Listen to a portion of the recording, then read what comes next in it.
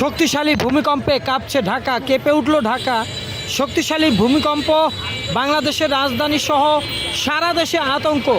ঢাকায় আজ শুক্রবার 21শে নভেম্বর শক্তিশালী একটি ভূমিকম্প হয়েছে এবং রাজধানী ঢাকা সহ দেশের বিভিন্ন অঞ্চলে সকাল 10:38 থেকে 10:40 পর্যন্ত এরকম ভূমিকম্প হয়েছে।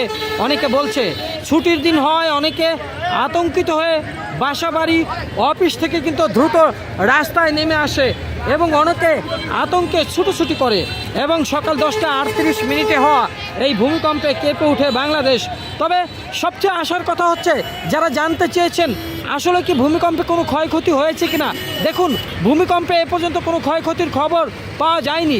তবে ভূমিকম্পের তীব্রতা কিন্তু জোরালো হয়েছে এবং ভূমিকম্প শুরু হওয়ার সঙ্গে সঙ্গে রাজধানীর উঁচু ভবন সহ দেশের বিভিন্ন প্রান্তে মানুষ চিৎকার করে ঘর থেকে বেরিয়ে আসে।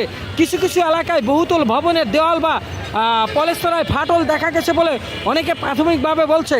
তবে এখনও কোনো প্রকার ক্ষয়ক্ষতি হয়নি। তবে কর্তৃপক্ষ আবহাওয়া অধিদপ্তর কিন্তু জানিয়েছে যে আমেরিকার ইউএসজিএস ভূতাত্ত্বিক জরিপ থেকে তারা তাৎক্ষণিক জানতে পেরেছে 5.5 মাত্রার রিক্টার স্কেল ছিল এই ভূমিকম্পটি। তবে আপডেট থাকুন, সাবস্ক্রাইব করে রাখুন। খুব শীঘ্রই কিন্তু একটি ফাইনাল আপডেট দেওয়া হচ্ছে।